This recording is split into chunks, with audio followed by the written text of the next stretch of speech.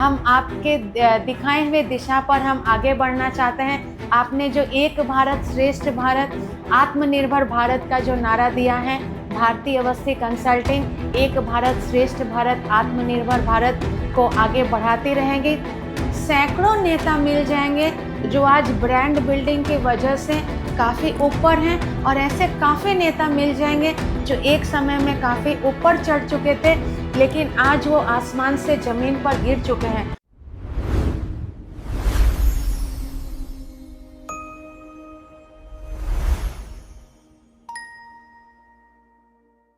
नमस्कार, आप सभी का आज के पॉडकास्ट में स्वागत है। हमारे साथ मौजूद हैं भारती अवस्थी मैम, जो कि इमराल मैनेजमेंट के संस्थापक रहे हैं और अभी ही इन्होंने अपनी नई कंसल्टेंसी भारती अवस्थी कंसल्टेंसी शुरू की है। ऑलरेडी ये इन्होंने इमराल मैनेजमेंट में as a business consultant and as a HR management consultant काफ़ी बड़ी पहचान बनाई है अपनी कोलकाता के मार्केट में। सो मैम के साथ बात करना एक हमारे लिए सौभाग्य की बात है। तो आइए शुरू करते हैं मैम के साथ। तो मैम, इमराल मैनेजमेंट कंसल्टिंग के बाद भारती अवस्थी कंसल्टिंग, तो ये शिफ्ट के बारे में मुझे ज़रा बताइए। Yeah, thank you, Sanjit. Thank you so much. It's wonderful to be here today Thank you, for ma'am. this milestone episode. As you were talking about that, how this shift has taken place from Emerald Management Services to Bharti Avasthi Consulting. Emerald Management Services is there, and Bharti Avasthi Consulting is taking place. Today is the official launching of the digital platform of Bharti Avasthi Consulting. If I talk about my prior journey, I have 22 years of corporate experience, and out of this 22 years of corporate experience, 12 years I have invested in Emerald Management Services as a co-founder and partner at Emerald Management Services, where I have supported the organizations in achieving the organizational goal, in achieving their trust and building them trust and operational excellence. And as the business landscape evolved, I realized that there is a distinct rising need that leaders did not just require the organizational framework. They need something else. What they need? They need holistic and strategic approach. And from there, the thought process of Bharti Avasthi Consulting was going on in my mind from last year 2025, when the tariff war was going on, and there were so many discussions were going on, and our leaders and foreign leaders all of were participating in the discussions of tariff war. Then there was a need coming of that our nation should be Atmanirbhar Bharat from all points of view. So that was the seed in my thought. Okay. And from that seed, it has developed that idea, that seed. Now it has developed to Bharti Avasthi Consulting, and now today I feel very proud that officially launching of Bharti Avasthi Consulting, and it's a multidisciplinary advisory where we will be having 4 pillars, like we will be having brand building. Apart from brand building, we will be having strategic liaisoning. Apart from strategic liaisoning, financial services, wealth creation, and travel and tourism, as leaders are talking about to participate in the domestic tourism and to promote domestic tourism. So these are the 4 pillars which we will be focusing on, and simultaneously my focus on recruitment and HR consulting will be there with Emerald Management Services as a co-founder and partner, where we will continue to do our recruitment and HR consulting work, which we are doing with multinational companies and corporates for last 12 years. बहुत बढ़िया ma'am. Ma'am, आपके intro और vision को सुन के तो मैं बहुत ही प्रभावित हुआ इस चीज़ को लेके। अब मेरा अगला सवाल होगा कि in the changing political scenario Kolkata काफ़ी चेंज हो रहा है, बहुत सारी चीज़ें चेंज हो रही है, तो कोलकाता को लेके भारती, क्योंकि ऑब्वियसली कोलकाता में ही आपने इस ऑर्गेनाइजेशन को बिल्ड किया है या जो भी आगे की प्रोसेस से बिल्ड करने वाले हैं, तो कोलकाता को लेके आपने क्या प्लान किया है मैम? देखिए, जब हम कोलकाता की बात करते हैं तो मैं काफ़ी इमोशनल हो जाती हूँ। कोलकाता एक ऐसा शहर है जिसने मुझे पहचान दिया है। बिल्कुल। कोलकाता एक ऐसा शहर है जिसने मेरी आत्मा को छुआ है, जिसने मेरे करियर को टच किया है, जिसने मेरे थॉट्स को टच किया है। तो कोलकाता की बात करें तो ये सिर्फ कोलकाता को सब लोग जानते हैं सिटी ऑफ जॉय के बारे में, और मेरे काफ़ी इमोशंस भी कोलकाता के साथ जुड़े हुए हैं। जैसा कि मैंने आपसे पहले भी कहा कि मेरा 22 वर्षों का अनुभव है, और ये 22 वर्षों का कुल अनुभव मेरा कोलकाता शहर में ही है। बिल्कुल, बिल्कुल। कोलकाता ने मुझे पिछले 12 वर्षों से मैं एज अ पार्टनर, को founder and partner emerald management services में काम कर रही हूँ, लीडरशिप रोल में। तो इस प्रोफेशन भी में मुझे कोलकाता में काफ़ी सपोर्ट मिला। काफ़ी सारे एचआर मैनेजर्स हैं, एचआर हेड्स हैं, और जिन कैंडिडेट्स के साथ हमने बातचीत किया, कभी शुरुआती दौर में कभी ऐसा नहीं लगा कि एचआर कंसल्टिंग फील्ड में मैं पहले नहीं थी, मुझे नॉलेज नहीं था, या बिल्कुल। मैं नए तरह से एंट्री कर रही हूँ, ये मुझे पहले कभी नहीं लगा, क्योंकि कोलकाता ने मुझे ऐसा कभी महसूस नहीं होने दिया। कोलकाता के लिए एक सेंटेंस ऐसा आता है कि कोलकाता सबको अपने आर्म्स में ले लेता है। बिल्कुल। चाहे बाहर से बॉम्बे, बेंगलोर, हैदराबाद, सब जैसा भी दिखता हो, जितना भी लोग बॉम्बे, बेंगलोर, हैदराबाद, दिल्ली के इंफ्रास्ट्रक्चर और डेवलपमेंट के बारे में बात करते हों, पर मुझे लगता है ये 22 वर्षों के अनुभव से और बचपन से कोलकाता में पढ़ाई लिखाई करने के बाद से मुझे ऐसा लगता है कि कोलकाता कहीं भी, किसी भी स्तर में कोलकाता कहीं पीछे नहीं है।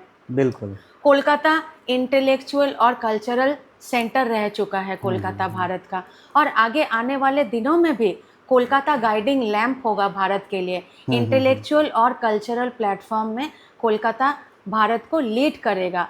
और कोलकाता के बारे में मेरा जो विज़न है, मेरा जो मिशन है, मैं चाहती हूँ कि ये एक ऐसा मूवमेंट बने कि जिसमें लोग, युवा, जो करंट इंडस्ट्रियलिस्ट हैं, जो एंटरप्रेन्योर्स हैं, जो स्टार्टअप्स हैं, जैसे आपने अपना स्टार्टअप चालू किया है, मैं अगर सही होंगी तो मैं आपको 12 वर्षों से जानती हूँ, तो आपका ये बिज़नेस इसके पहले से होगा।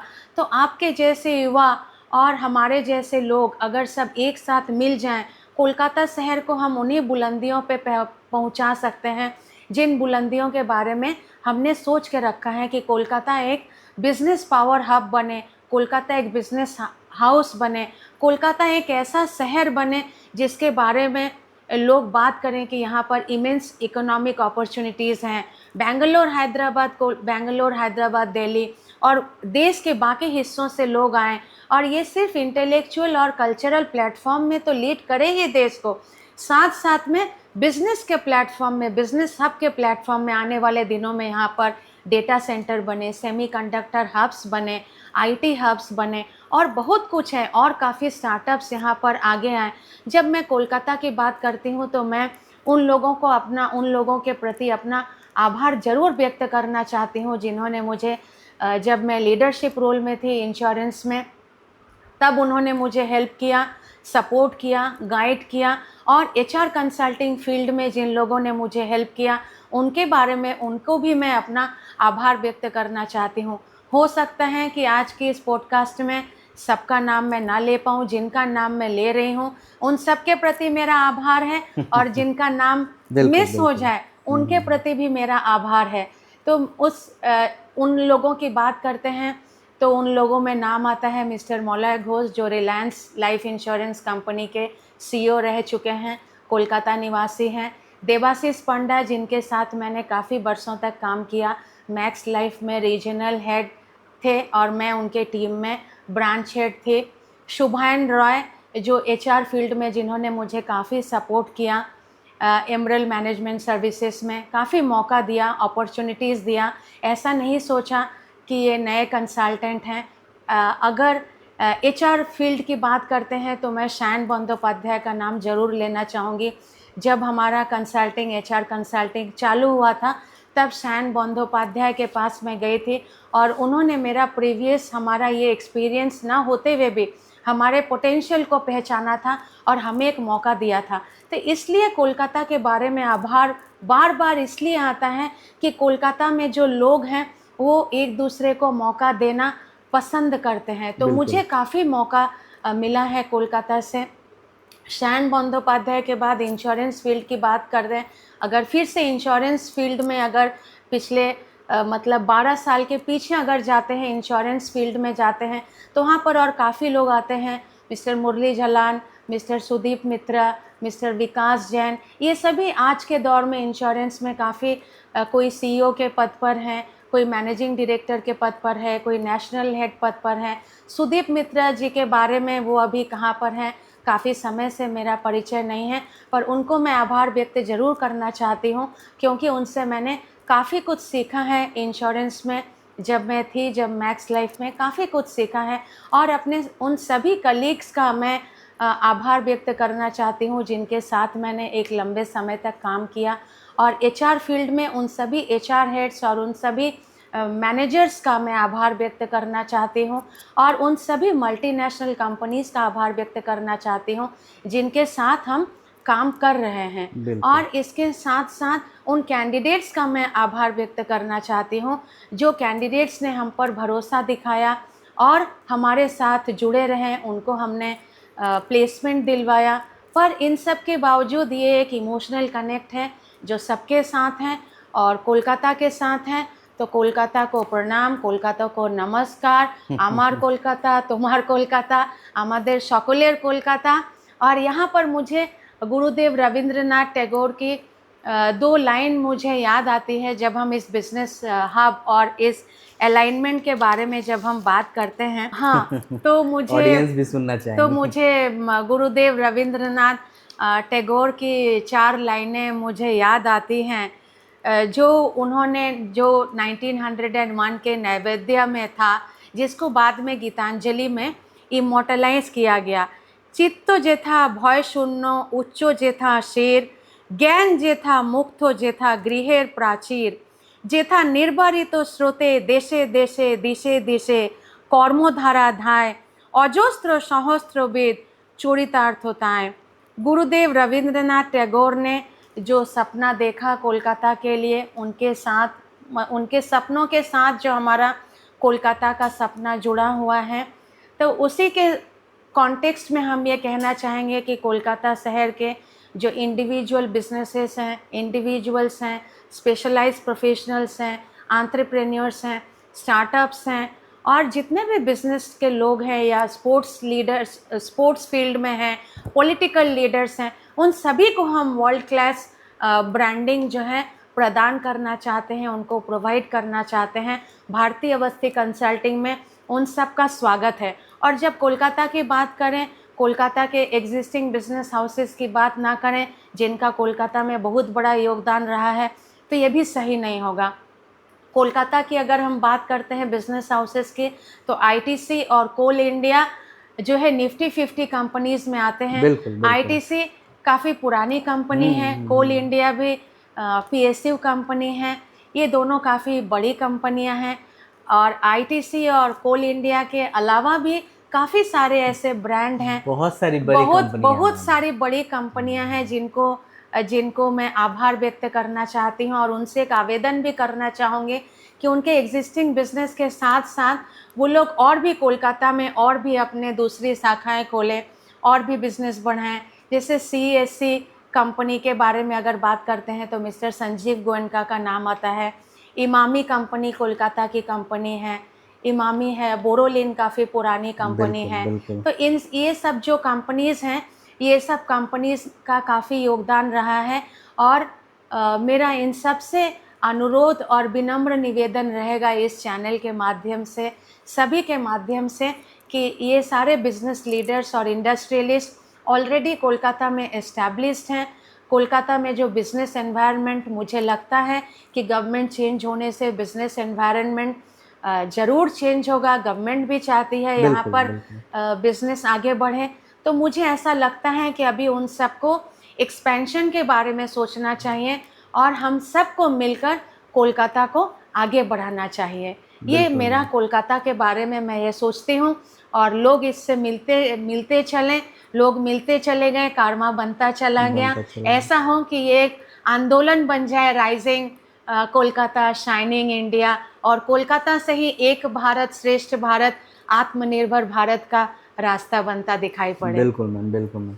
कोलकाता को लेकिन मैं भी एक बात बोलना चाहूँगा हाँ संजीत। कि मतलब अगर किसी को अपना स्टार्टअप करना है तो Kolkata is the best city, क्योंकि यहाँ पे जितने रिसोर्सेज हैं, यहाँ पे जो प्लेसेस हैं, इतने मतलब काफ़ी ही कॉस्ट फ्रेंडली हैं। मतलब लाइक आप बेंगलोर चले जाओ और स्टार्टअप की सोचो तो उस तरह आप कॉस्ट मेंटेन ही नहीं कर पाओगे अनटिल अनलेस आपको कोई बैकअप इन्वेस्टर ना हो।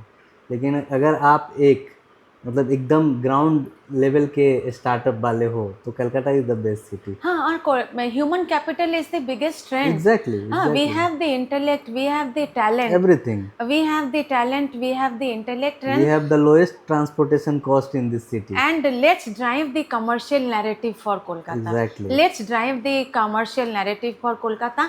Let's participate in this movement and let's make it happen and let us be together for this बिल्कुल बिल्कुल movement. मैम, बिल्कुल। एंड आई थिंक कि आने वाले 5 सालों में कलकत्ता आप देखिए बहुत ही आगे जाने वाला है। हाँ, और ये तभी आगे जाएगा, ये सिर्फ अगर आप और हम ऐसा सोचते हैं कि सिर्फ इंडस्ट्रियलिस्ट आएंगे और यहाँ नहीं, पर नहीं, जो नहीं। हैं वो करेंगे, मतलब वो इन्वेस्टमेंट करेंगे, सिर्फ इससे नहीं होगा। ये इस नैरेटिव को आगे बढ़ाना होगा कि कोलकाता में जैसे लोग डॉक्टर बनना चाहते हैं, लोग इंजीनियर बनना चाहते हैं, लोग स्पोर्ट्स फील्ड में जाना चाहते हैं, इंटेलेक्चुअल फील्ड्स में हैं, वैसे ही मेरी सभी गार्जियन से भी विनम्र अनुरोध रहेगा कि वो अपने बच्चों को बिजनेस के बारे में भी उनको समझाएं। बिल्कुल, बिल्कुल, और बिल्कुल। जो आज के दिन में कोलकाता में या कोलकाता के बाहर कोलकाता में रहने वाले जो अभी विदेश में हैं, उन सब से भी मेरा अनुरोध होगा कि वो कोलकाता वापस आएं और इस आंदोलन का, इस मूवमेंट का हिस्सा बने। क्योंकि सिर्फ इंडस्ट्रियलिस्ट और सिर्फ जो एग्जिस्टिंग इंडस्ट्रियलिस्ट है या नया कोई आकर के यहाँ पैसा इन्वेस्ट करे, उससे ये नहीं तो एक बनेगा। पार्ट ऑफ द प्रोसेस है, लेकिन ये आने वाले दिनों में ये पूरा रिस्पॉन्सिबिलिटी युवाओं के ऊपर जाता है, जो भी आज कॉलेज में पढ़ रहे हैं, आईआईएम में पढ़ रहे हैं और अदर इंस्टीट्यूशंस में पढ़ रहे हैं, इंजीनियरिंग में पढ़ रहे हैं। उन सबको सोचना चाहिए, उन सबको इस आंदोलन का हिस्सा बनना चाहिए कि हम कोलकाता को कैसे आईटी हब बना सकते हैं, सेमीकंडक्टर हब बना सकते हैं, और स्टार्टअप्स और एमएसएमईज के लिए हम कैसे एक अनुकूल वातावरण दे सकते हैं, जिससे कि स्टार्टअप्स और एसएमईज जो हैं वो दिल खोलकर काम कर सके। और जैसा संजीत आपने कहा कि कोलकाता लोएस्ट ट्रांसपोर्टेशन कॉस्ट है कोलकाता में, और मैं एज अ एचआर कंसल्टेंट काम कर रही हूँ, तो मेरा ये दावा है, आत्मविश्वास और दावा दोनों है कि यहाँ पर जो टैलेंट है, काफ़ी पैशनेट टैलेंट है, काफी ज्यादा टैलेंट की कमी नहीं है हमारे टैलेंट कोलकाता है और टैलेंट पैशनेट भी है। तो ये मुझे लगता है इन सब का कॉम्बिनेशन आप, हम और बाकी सब मिल जाएं तो कोलकाता को economic hub, business power hub और बनने से कोई नहीं रोक सकता है। So let's drive this narrative that rising Kolkata, shining India, एक भारत श्रेष्ठ भारत, आत्मनिर्भर भारत। आपने मैम युवाओं की बात की, आपने आत्मनिर्भर की भारत की बात की, तो मुझे ये बताएं मैम कि ये युवा जो आजकल के जो युवा हैं, या हमारे कोलकाता के हो या हमारे पूरे भारत के हों, इनका क्या कंट्रीब्यूशन और कैसे हो सकता है ये श्रेष्ठ भारत में, आत्मनिर्भर भारत में युवाओं का रोल कैसा होना चाहिए?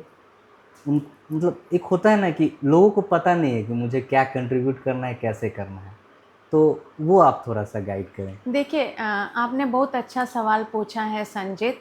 किसी भी देश की इकोनॉमी का या किसी भी देश की सफलता का मूल आधार होता है उसके युवा। बिल्कुल। युवाओं पर सब कुछ टिका होता है, युवाओं पर कल्चरल प्लेटफॉर्म टिका होता है, युवाओं पर इकोनॉमी टिकी होती है, युवाओं के कर्णधारों पर हमारे देश का भविष्य टिका हुआ है। बिल्कुल। तो ये सबसे स्ट्रॉन्गेस्ट मैसेज भारतीय अवस्थी कंसल्टिंग का है।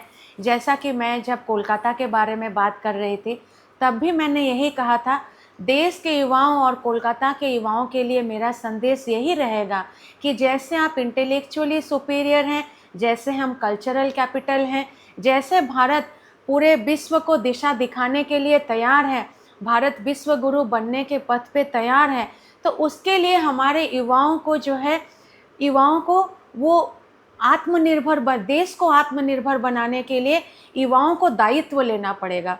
जो आज कॉलेज में पढ़ रहे हैं, जो आईआईएम पढ़ रहे हैं, जो डिफरेंट इंस्टीट्यूट्स में पढ़ रहे हैं, इंजीनियरिंग का कोर्स कर रहे हैं, उन सबको एक संदेह, उन सबको एक आत्मसात करना होगा, इंटरनलाइज करना होगा कि बिजनेस एक सेकेंडरी अपॉर्चुनिटी नहीं है, एंटरप्रेन्योरशिप एक सेकेंडरी अपॉर्चुनिटी नहीं है, एंटरप्रेन्योरशिप को एक प्राइमरी अपॉर्चुनिटी बनाएं।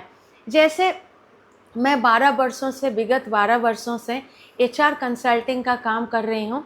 यहाँ पर हम लोगों को चाहे वो ब्रांच मैनेजर हो, ब्रांच हेड हो, रीजनल मैनेजर हो, AVP हो, जोनल हेड हो, नेशनल हेड हो, किसी भी फील्ड में हो, किसी भी सेक्टर में हो, उनको हम जॉब प्रोवाइड करते हैं। ये भी एक काफ़ी पैशनेट, काफ़ी इमोशनल काम है और काफ़ी सेंसिटिव काम है। लोगों के इमोशंस हमारे साथ जुड़ी होती हैं, लोगों की आशाएं हमारे साथ जुड़ी होती हैं, लोगों की भावनाएं हमारे साथ जुड़ी होती हैं, लोगों का एक भरोसा रहता है। जब वो हमें फ़ोन करते हैं एमरल्ड मैनेजमेंट सर्विसेज को, जब वो कॉल करते हैं, तब उन्हें पता होता है कि ये कॉल करने के बाद उनके भावनाओं को महत्व दिया जाएगा, उन्हें बताया जाएगा कि कहाँ पर अपॉर्चुनिटी है। तो ठीक उसी प्रकार से मैं चाहती हूँ कि ये भारतीय अवस्थी कंसल्टिंग इसमें अपना कंट्रीब्यूशन दें, ब्रांड बिल्डिंग के माध्यम से। जो देश के युवा हैं, जो एंटरप्रेन्योर बनना चाहते हैं, जो स्टार्टअप्स अपना ऑलरेडी स्टार्ट कर चुके हैं, जो MSMEs में काम कर रहे हैं, वो सभी युवा जो हैं वो दायित्व लें। बिना दायित्व के नहीं हो सकता है। स्वामी विवेकानंद ने मैंने स्वामी विवेकानंद की बचपन में कुछ पुस्तकें पढ़ी हैं। एक लाइन मुझे आज स्वामी विवेकानंद की याद आ रही है, I have faith in my country and more specially I have faith in the youth of my country. तो जब स्वामी विवेकानंद जी को अपने यूथ पर भरोसा था, जब उन्होंने आज से 100 साल से भी ज़्यादा पुरानी ये बात है, तब जब उन्होंने ये विज़न देश के लिए देखा था, तो आज हमारे युवाओं को ये दायित्व लेना पड़ेगा कि भारत एक आत्मनिर्भर भारत, श्रेष्ठ भारत और एक भारत तभी बन सकता है जब देश के युवा इस यज्ञ में पार्टिसिपेट करें। जब मैं इस यज्ञ की बात कर रही हूँ तो ये एंटरप्रेन्योरशिप का यज्ञ है, जहाँ पर युवा सिर्फ जो जॉब करना चाहते हैं वो जॉब करेंगे, लेकिन देश के सभी भारतवासी जॉब नहीं कर सकते हैं, कुछ बिजनेस करेंगे। तो हर डिस्ट्रिक्ट से, हर शहर से कुछ ऐसे बिजनेस हाउसेस अगर निकलते रहें, कुछ युवा दायित्व लेते रहें और वो आगे बढ़ते रहें, तो उनको क्या चैलेंजेस आएंगे हम उनके साथ डिस्कस करते रहेंगे। उनको brand building, world class brand building हम उन्हें प्रोवाइड करेंगे। उनको एक ऐसा हम अपॉर्चुनिटीज़, एक ऐसा पेडेस्टल हम उन्हें आगे बढ़ने का देंगे जिनसे वो आगे बढ़ने का उनको मौका मिलता रहेगा। बिल्कुल मैम, बहुत ये तो आपने अच्छा ही आपने गाइड किया बच्चों को, एंड इससे आई होप कि हमारे युवा बहुत ज़्यादा प्रेरित होंगे। अभी आपने अपनी वेबसाइट लॉन्च की, जिसमें ऑब्वियसली मैंने भी आपकी मदद की है, और ये मौका देने के लिए काफ़ी धन्यवाद कि मैंने आपके लिए एक कुछ कंट्रीब्यूशन कर सका मैं। तो मुझे एक बात बताइए कि यहाँ पे जैसे मैंने बहुत सारी सर्विसेज देखी, HR consulting, brand building, then travel and tourism is there. So मुझे बताइए कि अपने सर्विसेज के बारे में थोड़ा सा एक समरी मुझे दीजिए मैम, ताकि लोगों को पता चल सके कि आप कोलकाता को या कोलकाता के बाहर के लोगों को, all over India, all over world, आप कैसे लोगों की मदद कर सकते हैं अपनी सर्विसेज के द्वारा। हाँ संजीत, मैं पहले आपको आभार, अभिनंदन, धन्यवाद सब कहना चाहूँगी, क्योंकि आपको मैं पिछले 12 वर्षों से जानती हूँ। पिछला वेबसाइट भी आपने हमारा ही डेवलप किया था, तो आपने जो वो ट्रस्ट डेवलप किया था, उसी ट्रस्ट का नाम है ब्रांड बिल्डिंग। ये ब्रांड बिल्डिंग हमारा एक प्राइमरी सर्विस है। ब्रांड बिल्डिंग में हमारा प्राइम फोकस है। ब्रांड बिल्डिंग को मैं सहज भाषा में समझाना चाहूँगी। किसी भी बिजनेस के लिए, किसी भी नेता के लिए, राजनेता के लिए, कॉरपोरेट लीडर्स के लिए, चार्टर्ड अकाउंटेंट्स के लिए, एडवोकेट्स के लिए, या कोई स्पोर्ट्स पर्सनालिटी हो, कोई नेता अपना करियर लॉन्च करना चाहते हो, कोई नेता अपने करियर में पिछड़ गए हों, या वो अपने लिए एक नया मुकाम बनाना चाहते हो, आगे जाना चाहते हो, अगर आप पूछेंगे कि उन सबको सबसे पहले क्या करना चाहिए, तो मैं सबसे पहले यही बोलूँगी कि उन सबको अपनी इमेज और आइडेंटिटी पे ध्यान देना चाहिए, क्योंकि हम किसी के पास बाद में पहुँचते हैं, हमारी इमेज पहले पहले पहुँचती है। सही बात। हमारी इमेज हमसे पहले पहुंचती है, तो हमें अपनी इमेज का, हमारी आइडेंटिटी का सबसे ज़्यादा ख्याल रखना चाहिए। और इमेज और आइडेंटिटी का ख्याल रखने का बात करते हैं, तो इसको मैं समराइज़ करना चाहूँगी या बताना चाहूँगी कि ब्रांड बिल्डिंग ही अपने इमेज का ख्याल रखना है, ब्रांड बिल्डिंग ही अपने आइडेंटिटी को एस्टैब्लिश करना है। एक नया डॉक्टर जब बनता है, उसको ब्रांड बिल्डिंग की ज़्यादा आवश्यकता होती है। बिल्कुल मैम। जब उसके काफ़ी साल प्रैक्टिस के हो जाते हैं, उसके बाद उसका ब्रांड अपने आप बन जाता है। पर अपने आप कैसे बनता है? वो जब लोगों को सर्विस देता है, वो लोगों को ट्रस्टवर्दी लगता है, लोगों को लगता है कि हाँ, इस डॉक्टर के पास जाके मुझे, डॉक्टर दवाई सभी देते हैं, लेकिन कुछ डॉक्टर्स के पास ज़्यादा भीड़ होती है, कुछ के पास कम भीड़ होती है, तो ये भी ब्रांड बिल्डिंग से एसोसिएटेड है। कुछ डॉक्टर्स रिस्पॉन्सिव होते हैं, कुछ डॉक्टर्स अनुशासन को ज़्यादा महत्व देते हैं, सबके लिए, सबको अगर लाइन पे बिठाते हैं तो उसको फॉलो करते हैं। तो इन सब से, ये मैंने डॉक्टर के कॉन्टेक्स्ट में कहा। अगर नेताओं के बारे में, अगर हम पॉलिटिकल लीडर्स की बात करते हैं, तो पॉलिटिकल लीडर्स में आप अगर देखेंगे तो ऐसे आपको सैकड़ों नेता मिल जाएंगे जो आज ब्रांड बिल्डिंग की वजह से काफ़ी ऊपर हैं, और ऐसे काफ़ी नेता मिल जाएंगे जो एक समय में काफ़ी ऊपर चढ़ चुके थे, लेकिन आज वो आसमान से ज़मीन पर गिर चुके हैं। आज अगर हम अपने वेस्ट बंगाल इलेक्शन की ही बात करें, तो जो सरकार हार चुकी है, वो हारने वाली सरकार के पीछे का अगर मूल उद्देश्य अगर हम देखें, ये राजनीतिक कॉन्टेक्स्ट नहीं है, ये सिर्फ ब्रांड बिल्डिंग के लिए एक एग्जाम्पल है। केस स्टडी है, ये केस स्टडी है, ब्रांड बिल्डिंग के लिए एग्जाम्पल है। ये कोई राजनीतिक एटमॉस्फेयर नहीं है, और ना किसी पॉलिटिकल पार्टी का एडवर्टीजमेंट है, ना किसी पॉलिटिकल पार्टी को बड़ा करना या किसी पॉलिटिकल पार्टी को छोटा करना हमारा काम है। पर मेरा कहने का उद्देश्य ये है कि जो political party West Bengal election में हारी है, उसके पीछे उनका brand building most important factor है कि वो अपने ब्रांड पर ध्यान नहीं दे पाए। काम हो सकता है उन्होंने शुरू में अच्छी शुरुआत की होगी, बाद में वो ब्रांड में ध्यान नहीं दे पाए।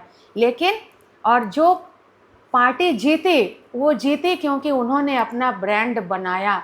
पिछले 5 वर्षों से, पिछले काफ़ी वर्षों से वो काम कर रहे थे, अथक परिश्रम कर रहे थे, लोगों से सहयोग बढ़ा रहे थे, लेकिन एट द सेम टाइम वो अपनी ब्रांडिंग पर भी काम कर रहे थे कि उनकी पार्टी जनता को क्या सेवा देना चाहती है, जनता अगर उनका सम्मान करती है, अगर जनता उन्हें अपना आशीर्वाद देती है, तो वो किस तरह से जनता को रेसिप्रोकेट करेंगे, ये वो बताने में सफल रहे। और जो पार्टी हार गई, वो ये बताने में सफल नहीं हो पाए कि वो जनता जनार्दन को क्या देना चाहती हैं। उनका कैंपेनिंग पूरा नेगेटिव कैंपेनिंग रहा। वो नेगेटिव कैंपेनिंग करते रहे कि दूसरे को वोट मत दो, हमें वोट दो। लेकिन अगर उनका कैंपेनिंग ऐसा होता कि मुझे वोट दो और इसलिए दो, 1 2 3 4 5 करके होता, तो शायद वो ना हारते। इस एग्जाम्पल देने के साथ मैं फिर से यही कहना चाहूँगी कि ये कोई पॉलिटिकल एडवर्टीजमेंट नहीं है, ये ब्रांड बिल्डिंग का एक एग्जाम्पल है। और chartered accountant, advocates, consultants, individuals, entrepreneurs, MSME, startups, इन सब की बात करते हैं। इन सबको हम world class brand building provide करना चाहते हैं, ताकि वो राष्ट्रीय और अंतर्राष्ट्रीय फोरम पे वो प्रतिस्पर्धा कर सकें। भारत की कंपनी अंतर्राष्ट्रीय मार्केट में अपनी पहचान बना सके, कोलकाता की कंपनी राष्ट्रीय मार्केट में अपनी पहचान बना सके, तो हम ये भारतीय अवस्थी कंसल्टिंग को राष्ट्रीय और अंतर्राष्ट्रीय प्रतिस्पर्धा में ले जाना चाहते हैं।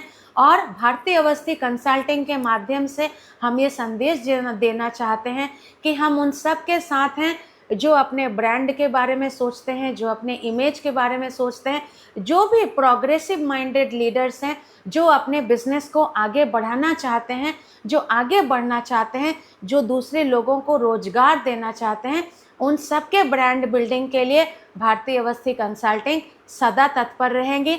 और ब्रांड बिल्डिंग के अलावा अगर सर्विसेज की हम बात करते हैं, स्ट्रैटेजिक लियाजनिंग, हमारा एक सर्विसेज रहेगा जो कि हम राष्ट्रीय और अंतर्राष्ट्रीय स्तर पर हम ये सर्विसेज देंगे।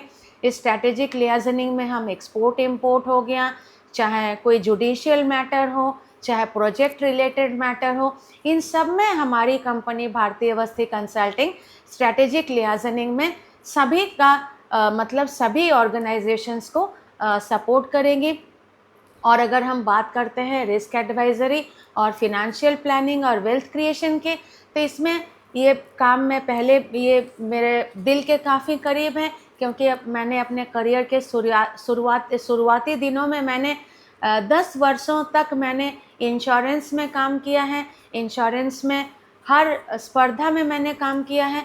तो वहाँ पर मैंने देखा है कि लोगों की जो फिनेंशियल नीड्स होती है, लोगों की फिनेंशियल नीड्स, लोगों के फिनेंशियल गोल, किसी के शॉर्ट टर्म गोल होते हैं, किसी के लॉन्ग टर्म गोल होते हैं, उन सबको प्राथमिकता देनी चाहिए। तो ये मेरा भारतीय अवस्थी कंसल्टिंग के माध्यम से मेरा ये संदेश है कि हम ये सर्विस देना चाहते हैं कि जिससे आपकी भावनाओं का हम सम्मान कर सकें, आपके गोल्स का हम सम्मान कर सकें, और आपको हम ऐसा सल्यूशन प्रदान करें जिससे आपके short term goal, long term goal या जो भी आपके गोल्स हो, जो आप अपने जीवन में फिनेंशियली अचीव करना चाहते हैं, उसमें हमारी भारतीय Awasthi consulting life insurance, health insurance, general insurance, और हम आपको इक्विटी में भी, इक्विटी के लिए भी हम सेबी रजिस्टर्ड रिसर्च एनालिस्ट को अपने प्लेटफॉर्म पे लाएंगे, जो आपको आत्मनिर्भर बनने का संदेश देंगे। जब आप शेयर मार्केट में इन्वेस्ट करते हैं,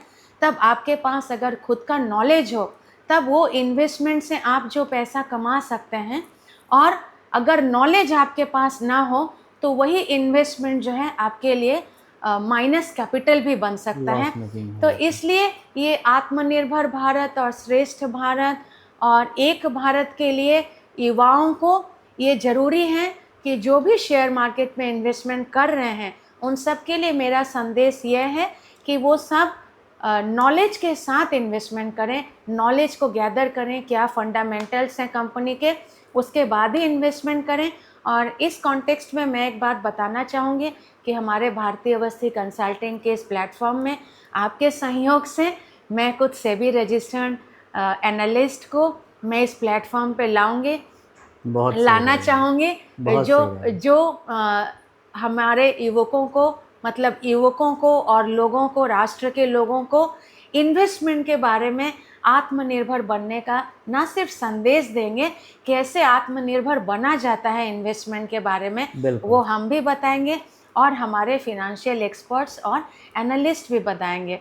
और ट्रैवल एंड टूरिज़्म की बात करें तो ट्रैवल एंड टूरिज़्म जो है, हम डोमेस्टिक टूरिज़्म को बढ़ावा देने के लिए हमारी भारतीय अवस्थी कंसल्टिंग काम करती रहेगी, क्योंकि डोमेस्टिक टूरिज़्म से हमारे देश के जो टूरिस्ट हैं, मतलब देश के जो टूरिस्ट हैं, उनको भारत दर्शन का भी मौका मिलेगा। कुछ लोग जाते हैं, कुछ लोग नहीं जाते हैं। तो मेरा सबसे संदेश होगा कि सबसे पहले हम भारत दर्शन करें, अपने देश को जानें। कोलकाता से निकल के झारखंड जाएं, झारखंड से निकल के बिहार जाएं, बिहार से फिर हम दूसरे कहीं जाएं, दार्जिलिंग जाएं, फिर हम किसी दूसरे स्टेट के हिल स्टेशन में जाएं।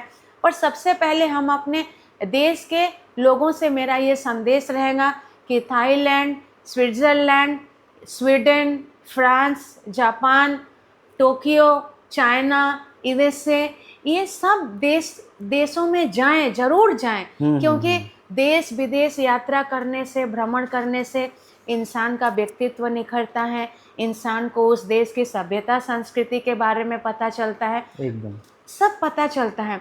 But at the same time मैं ये कहना चाहूँगी कि यूएसए, फ्रांस और स्वीडन, स्विट्ज़रलैंड, थाईलैंड और जितने भी देश हैं, उन सब देश में आप जाइए, लेकिन भारत दर्शन भी करिए। कभी आप भारत का तीर्थ यात्रा करिए, कभी आप हिल स्टेशंस पे जाइए, कभी आप समुद्र में जाइए। इससे जितने भी ट्रैवल एंड टूरिज़्म से रिलेटेड कंपनीज़ हैं भारत की और वेस्ट बंगाल की और बाकी सभी शहरों की और लोकेशंस के, उन सबको बढ़ावा मिलेगा। इससे हमारी आर्थिक प्रगति होगी, हमारे इकोनॉमी में टूरिज़्म जो है कंट्रीब्यूट बहुत अच्छे से कंट्रीब्यूट कर पाएगा, और एचआर कंसल्टिंग जैसा हमारा चल रहा था वो एमरल्ड मैनेजमेंट सर्विसेज में वो कंटिन्यू होता रहेगा। Senior leadership recruitment, middle level leadership recruitment, हम BFSI, insurance, financial services, broking services, FMCG, FMCD, educational institutions, hospitality, इन सब के लिए काम करते आए हैं और आगे भी करते रहेंगे। और जो कैंडिडेट्स हमसे संपर्क करते हैं उनकी भी ब्रांड बिल्डिंग, उनको भी ब्रांड बिल्डिंग पे सोचना चाहिए, क्योंकि जो एक पद से दूसरे पद पर जाना चाहते हैं, जैसा कि मैंने अपने एचआर कंसल्टिंग के प्रोफेशन में देखा है कि कोई ब्रांच हेड है आज, वो क्लस्टर मैनेजर लेवल में जाना चाहता है। जो क्लस्टर मैनेजर लेवल में है वो रीजनल मैनेजर पद पे जाना चाहता है, रीजनल मैनेजर जोनल हेड पद पे जाना चाहता है। हर बार आपके शूज़ चेंज होते हैं। ये जब शूज़ चेंज होते हैं, आप कितना रेडी हैं उस पोस्ट के लिए, ये आकलन आपको सब समय अपने अंदर करते रहना चाहिए। ये भी मेरा मतलब सिंस मैं 12 वर्षों से सबके साथ काम कर रही हूँ, तो ये भी मैंने एक राइजिंग नीड देखा कि जिन लोगों को हम जॉब के इंटरव्यू के लिए भेज रहे हैं और जिनको हम हाई लेवल मतलब जिनको एक लेवल से ऊपर लेवल के लिए भेज रहे हैं, उनको भी मेरा संदेश होगा कि वो अपनी ब्रांड बिल्डिंग पर ध्यान दें, हमसे संपर्क करें। हम सर्वदा उनके साथ पिछले 12 सालों से उनके साथ हैं और हम उनके साथ रहेंगे। जॉब प्रोवाइड करने के साथ साथ उनके इमेज बिल्डिंग में और उनके ब्रांड बिल्डिंग में भी हम सपोर्ट करते रहेंगे। बहुत अच्छा मैम, बहुत अच्छा मैम। सिंस दो it's not a political podcast, लेकिन हम सबके साथ होता है कि हम लोग किसी न किसी एक राजनेता हो या किसी एक ऐसे सोशल फिगर को फॉलो करते हैं। चाहे वो स्वामी विवेकानंद हो या रामकृष्ण परमहंस हो या और भी राजनेता है, जैसे मैं अटल बिहारी वाजपेयी को बहुत ज़्यादा मानता हूँ। तो आपके लाइफ में इन फिगर्स का क्या महत्व है और ऐसे कौन से व्यक्तित्व हैं जिनको आप फॉलो करती हैं? देखिए, अगर आपने सवाल काफ़ी अच्छा पूछा है, पर ये राजनीतिक प्लेटफॉर्म भी नहीं है। ये एक भारतीय अवस्थी कंसल्टिंग का डिजिटल प्लेटफॉर्म का लॉन्चिंग माइलस्टोन एपिसोड है। पर ऑब्वियसली मुझे ये बताने में बेहद हर्ष होगा और मुझे गर्व महसूस भी होता है कि अगर हम प्रेरणा की बात करते हैं, प्रेरणा स्रोत की बात करते हैं, तो मेरे दिल में सबसे पहला नाम आता है जो प्रेरणा स्रोत हैं, जिनके प्रेरणा से मान लीजिए कि मैं भारतीय अवस्थी कंसल्टिंग जैसे प्लेटफॉर्म के बारे में सोची हूँ, तो उनका नाम है हमारे विजनरी लीडर हैं, वो हमारे देश के प्रधानमंत्री हैं, आदरणीय प्रधानमंत्री नरेंद्र मोदी जी। आज आप जहाँ भी हैं, आपको सादर नमन, आपको सादर नमस्कार। आपने देश को दिशा दिखाया है, हम आपके दिखाए हुए दिशा पर हम आगे बढ़ना चाहते हैं। आपने जो एक भारत श्रेष्ठ भारत, आत्मनिर्भर भारत का जो नारा दिया है, भारतीय अवस्थी कंसल्टिंग एक भारत श्रेष्ठ भारत, आत्मनिर्भर भारत को आगे बढ़ाती रहेंगी। और मैं मोदी जी के बारे में सारा दिन बोल सकती हूँ, क्योंकि मोदी जी से बड़ा मुझे लगता है कोई मार्केटिंग प्रोफेशनल नहीं है। अगर हम ब्रांड बिल्डिंग की बात करते हैं और मोदी जी की बात ना करें, तो मुझे लगता है ब्रांड बिल्डिंग का एपिसोड ही अधूरा रह जाएगा। जो मोदी जी के क्रिटिक्स हैं उनको मैं कुछ कहना नहीं चाहती हूँ, उनके कुछ जरूर उनके वो कुछ तो हर किसी के हाँ, होते हैं। हर किसी के होते हैं, तो उनके भी होंगे। पर मैं ये कहना चाहूँगी कि जो क्रिटिक्स भी हैं उनको भी ये कहना चाहूँगी, चाहे वो क्रिटिक्स ऑपोजिशन लीडर्स के हों, चाहे वो आम जनता हो, मैं चाहूँगी कि आप अपना चश्मा खोलें, चश्मा चेंज करें और चश्मा चेंज करके मोदी जी के विजन को देखने की कोशिश करें कि मोदी जी जिस साधारण प्लेटफॉर्म से आज देश के इस बड़े प्लेटफॉर्म पर पहुँचे हैं, तो ये कैसे पहुँचे हैं? ये अपने इमेज बिल्डिंग और ब्रांड बिल्डिंग के लिए पहुँचे। उन्होंने टेक्नोलॉजी का उपयोग किया है और उन्होंने हमेशा अपने ब्रांड बिल्डिंग पर ध्यान दिया है। और जब हम ब्रांड बिल्डिंग की सर्विसेज ही लॉन्च कर रहे हैं, तो मोदी जी मुझे लगता है इस देश के लिए, इस राष्ट्र के लिए सबसे बड़े ब्रांड एम्बेसडर कोई हैं तो वो हमारे आदरणीय प्रधानमंत्री नरेंद्र मोदी जी हैं। पर हाँ, अगर आप प्रेरणा की बात करते हैं कि भारतीय अवस्थी कंसल्टिंग के लिए और कौन कौन मेरे प्रेरणा स्रोत हैं, तो मैं वहाँ पर कुछ कॉर्पोरेट स्टॉलवर्ड्स का नाम लेना चाहूँगी, जिनमें से सबसे पहला नाम आता है आनंद महिंद्रा जी का। आनंद महिंद्रा जी के साथ हर्ष गोयनका जी, उनके मैं पोस्ट में कभी कभी पढ़ते रहती हूँ। जी जी जी बिल्कुल। आनंद महिंद्रा जी और हर्ष गोयनका जी की खास बात यह है कि वो देश के किसी भी देश में जो भी मूवमेंट चल रहा होता है, कुछ चेंजेस चल रहे होते हैं, चाहे वो गवर्नमेंट पॉलिसीज़ की बात हो, चाहे वो किसी देश से जुड़ी हुई कोई बात हो, राष्ट्र के विकास की बात हो, ये हमेशा फोर फ्रंट पे रहे हैं। बिल्कुल। इन्होंने हमेशा देश का साथ ही नहीं दिया है, लोगों को बढ़ावा दिया है।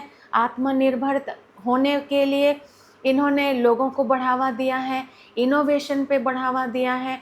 और ये हर्ष गोयनका जी बराबर कुछ ना कुछ पॉजिटिव कंट्रीब्यूशन कॉरपोरेट वर्ल्ड में करते रहते हैं। मैं उनका पोस्ट एक्स पे पढ़ती रहती हूँ और वो भी मेरे लिए एक प्रेरणा स्रोत हैं।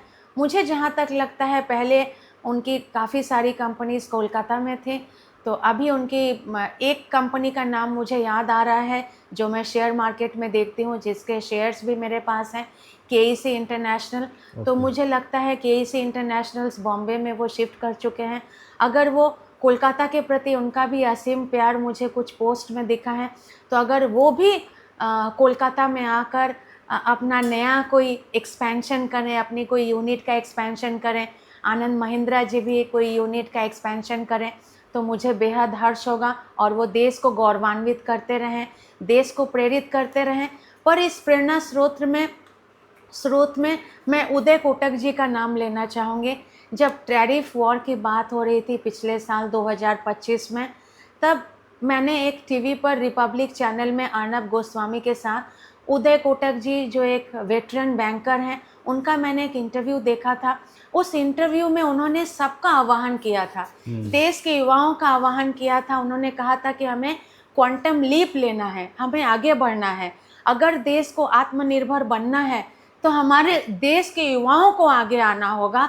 और उन्होंने, मुझे जहाँ तक याद आ रहा है, मैं 100% सही हूँ कि नहीं मुझे पता नहीं, पर उन्होंने कहा था कि देश के युवाओं को जो है शेयर मार्केट से ज़्यादा टाइम बिजनेस पे फोकस करना चाहिए। क्योंकि मुझे भी ये लगता है कि कुछ युवा जो हैं, जब हम देश को आत्मनिर्भर बनाने की बात कर रहे हैं, तो हमें कुछ शॉर्टकट्स को भूलना होगा। हमें ये भूलना इसलिए होगा क्योंकि शेयर मार्केट में कभी कुछ शॉर्ट टर्म स्पर्ट्स या मतलब ऐसा कुछ हो सकता है कि तात्कालिक कुछ फ़ायदा हो, या लॉन्ग टर्म में जो लोग इन्वेस्टमेंट करते हैं उनको फ़ायदा होगा ही होगा, जो 5 साल 10 साल या 15 साल की अवधि के लिए करते हैं। लेकिन जो युवा फ्यूचर एंड ऑप्शन और अदर ऑप्शंस में विदाउट नॉलेज एंट्री लेते हैं, तो मुझे लगता है वो खतरों के खिलाड़ी का काम करते हैं। और अगर अर्नब गोस्वामी जी का और उदय कोटक जी का वो इंटरव्यू हम पोस्ट कर देंगे हमारे यूट्यूब चैनल में। उन्होंने युवाओं का आह्वान किया था और तब से पहले भी मैं उदय कोटक जी को जानती हूँ एज अ बैंकर। उन्होंने कोटक महिंद्रा बैंक की स्थापना की थी, पर जैसे उन्होंने प्रेरित किया देश की जनता को टैरिफ वॉर स्टार्ट होने के बाद में, और रिसेंटली उनका एक speech confederation of India industries में, CII में उनका एक स्पीच, उन्होंने काफ़ी दमदार काफ़ी देश के लोगों को उन्होंने प्रेरित किया। उन्होंने ये कहा कि हमारे देश के लोगों को, हमारे देश में एक ऐसा सिस्टम होना चाहिए, आत्मनिर्भर सिस्टम होना चाहिए, अनशेकेबल इंस्टीट्यूशंस होने चाहिए, और कॉरपोरेट्स और गवर्नमेंट पॉलिसीज़ के बीच में ट्रस्ट होना चाहिए। और CII के स्पीच से मुझे एक बात जो अभी याद आ रही है, उन्होंने ये भी कहा था कि फॉरेन इन्वेस्टमेंट्स और बाहर के इन्वेस्टमेंट्स आते रहेंगे, वो आते रहेंगे, बट वो टेम्पररी सोल्यूशन होगा। हमारे देश को अगर उन ऊंचाइयों पे पहुंचाना है जहाँ पे हमारा देश विश्व को लीड करे और विश्व गुरु बने, तो उसके लिए सबसे पहले जो हमारे आत्मनिर्भर बनने के लिए हमारे देश के जो भी इंडस्ट्रियलिस्ट हैं, उनको हमारे देश में ही पैसा लगाना होगा। हमारे गवर्नमेंट को भी ये सोचना होगा। हमारी गवर्नमेंट काफ़ी फोकस करती है, काफ़ी सारे देश के साथ हमारे बिजनेस समझौते हुए हैं जो देश की आर्थिक प्रगति में काफ़ी सहायक होंगे। लेकिन इसके साथ साथ मैं ये ज़रूर कहना चाहूँगी कि उदय कोटक जी ने जो CII के स्पीच में कहा है, आप सब सुने। उन्होंने रिपब्लिक चैनल में अर्नब गोस्वामी जी को जो कहा है, आप सब सुने और आप सब कुछ समय निकाल कर इन बिजनेस लीडर्स की बात सुने। और ये जो मूवमेंट है हमारा कि हमारा देश आगे बढ़े, एक भारत श्रेष्ठ भारत, आत्मनिर्भर भारत बने, ये एक आंदोलन है, ये एक नैरेटिव नहीं है। इस आंदोलन को हम आगे बढ़ाएं और कोई व्यक्ति अकेला नहीं बढ़ा सकता है, सिर्फ इंडस्ट्रियलिस्ट आगे नहीं बढ़ा सकता है, फॉरेन इन्वेस्टर्स नहीं बढ़ा सकते हैं। हम सबको इस यज्ञ में पार्टिसिपेट करना होगा, बिल्कुल, बिल्कुल। हमें शामिल होना होगा। मैं चाहूँगी कि आप अपने जैसे कुछ लोगों को प्रेरित करें, मैं अपने एंड से कुछ लोगों को प्रेरित करूँगी। हमारे इस वेबसाइट के माध्यम से हम रेगुलर बेसिस पे कुछ एक्सपर्ट्स को बुलाते रहेंगे, जो भी बिल्कुल। जो आत्मनिर्भर भारत, श्रेष्ठ भारत और एक भारत बनाने के लिए किन किन बिंदुओं पर बात करना होगा, उन पर भी हम आगे चर्चा करेंगे। फिनेंशियल एक्सपर्ट्स को भी लाएंगे, पर उन सब के साथ मेरा सबके प्रति एक ही संदेश होगा कि आप सभी जो हैं, जो जॉब करते हैं, फिर से मैं दोहराना चाहूँगी, जो जॉब करते हैं वो जॉब करें। बिजनेस करने की कोई एज नहीं होती है, हाँ, बिल्कुल, एंटरप्रेन्योरशिप बिल्कुल। बनने का कोई एज नहीं होता है। आप ग्रेजुएट हो चुके हैं, आपके अंदर रिस्क टेकिंग कैपेसिटी है, आप एंटरप्रेन्योर बन सकते हैं। इवन ग्रेजुएट की भी ज़रूरत नहीं है। हाँ, और आप मान लीजिए आप IIM से ग्रेजुएशन कर रहे हैं, IIT से ग्रेजुएशन कर रहे हैं, आप विदेश ना जाके, अमेरिका ना जाके, UK ना जाके, आप अपने देश में अपनी छवि बनाएं, देश को आगे बढ़ाने में सहायता करें। आज हम सभी जानते हैं कि देश के काफ़ी सारे लोग, जिनका विश्व ब्रह्मांड में जिनका नाम है, विश्व के यूनिवर्स में जो लोग फेमस हो चुके हैं, जिन्होंने USA को आगे बढ़ाया है और काफ़ी सारी कंट्रीज़ को आगे बढ़ाया है, उन सब में लेकिन हमारे भारतीय हैं। हैं, बिल्कुल, हाँ, बिल्कुल। तो ऐसे भारतीय जो हैं, जो अब वहाँ जा चुके हैं, पर अभी हमारा ये स्वर्णिम युग शुरू होता है। हमारे जो युवा, जो 23, 24, 25 साल के युवा हैं, तो जो हमारे युवा हैं, जो 50 और जो लोग हैं, जो 50 के हो चुके हैं, 60 के हो चुके हैं, 70 के हो चुके हैं, एंटरप्रेन्योरशिप का कोई एज नहीं होता है। बिल्कुल, इसमें बिल्कुल। आपसे कोई नहीं पूछता है कि आपका कितने साल का एक्सपीरियंस रह चुका सही है। बात। आप जॉब में जाते हैं, आपका प्रायर एक्सपीरियंस देखा जाता है, पर आप जब एंटरप्रेन्योर बनते हैं, आपका रिस्क टेकिंग कैपेसिटी होना चाहिए, आपके थॉट्स में क्लैरिटी होना चाहिए और आपके थॉट्स के साथ साथ आपके विजन और मिशन में क्लैरिटी होना चाहिए। यही एक एंटरप्रेन्योर को आगे बढ़ाता है। बहुत अच्छा मैम। और मैं क्लैरिफिकेशन के लिए एक चीज़ बता दूं कि आने वाले समय में मैम खुद भी बहुत सारे एपिसोड करने वाली हैं, विद एमिनेंट पर्सन आएंगे जो कि डिफरेंट डिफरेंट सेक्टर्स के होंगे। अच्छा, अब सिंस समय भी मैम काफ़ी ज़्यादा हो चुका है, तो अब अंत की ओर हम लोग बढ़ते हैं, इस एपिसोड के अंत की ओर बढ़ते हैं। तो जाते जाते मेरा एक लास्ट सवाल रहेगा आपसे कि आने वाले 5 वर्षों में आप भारतीय अवस्थी कंसल्टिंग को कहाँ पे देख रहे हैं? ये संजीत, ये तो आपने मेरे दिल की बात पूछी है। भारतीय अवस्थी कंसल्टिंग को कोलकाता, वेस्ट बंगाल, राष्ट्रीय और अंतर्राष्ट्रीय स्तर पर ले जाना मेरा दायित्व है। ये मेरा दायित्व है और मैं आपका दिल से आभार, अभिनंदन व्यक्त करती हूँ। आपने हमारे इस सपने को सपने को जिस तरह से आपने इस डिजिटल फ्रेमवर्क में आपने कैप्चर किया है, हमारे विज़न और मिशन को डिजिटल प्लेटफॉर्म में आपने कन्वर्ट किया है, इन सब के लिए मेरा आभार, अभिनंदन। और मैं आभार अभिनंदन के साथ यही कहना चाहूँगी कि let's drive this movement, rising Kolkata, shining India. और आप बात कर रहे थे, आप हमसे पूछ रहे थे कि भारतीय अवस्थी कंसल्टिंग को हम कहाँ ले जाना चाहते हैं अगले 5 वर्षों में। जैसा कि मैंने आपसे कहा कि भारतीय अवस्थी कंसल्टिंग को मैं अगले 5 वर्षों में कोलकाता के पटल पर, वेस्ट बंगाल के पटल पर, राष्ट्रीय अंतर्राष्ट्रीय फोरम्स में, सब में मैं आगे लीड करना चाहती हूँ। राष्ट्रीय अंतर्राष्ट्रीय स्तर तक मैं भारतीय अवस्थी कंसल्टिंग को पहुँचाना चाहती हूँ। लेकिन अंत से मतलब ये एपिसोड ख़त्म होने से पहले मैं सबसे एक बात कहना चाहूँगी कि जो हमारा नैरेटिव है, मतलब जिसको हम आगे बढ़ाना चाहते हैं, जिसमें आप सभी जुड़ें। ये कलकत्ता शहर आपका है, हमारा है, आमादेर कोलकाता, आपनादेर कोलकाता, आमादेर सकलेर कोलकाता। कोलकाता থেকে নতুন ভারত, आत्मनिर्भर प्रगति, श्रेष्ठ रूपांतर, यहीं से हम आगे बढ़ते हैं और यहीं से फिर आपसे मिलेंगे नए एपिसोड में। आपसे विनम्र अनुरोध करना चाहेंगे, आप सबको संदेश देना चाहेंगे, आप हमारे भारतीय अवस्थी कंसल्टिंग चैनल को सब्सक्राइब करें।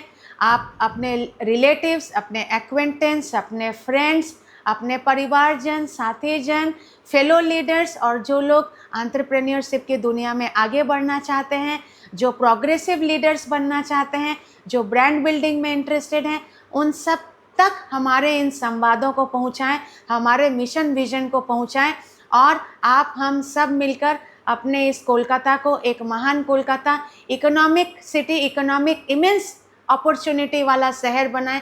कल्चरल शहर, इंटेलेक्चुअल शहर ये है और सर्वदा रहेगा, लेकिन एक rising hub, business hub, rising Kolkata, shining India, एक भारत, श्रेष्ठ भारत, आत्मनिर्भर भारत। जय हिंद, भारत माता की जय।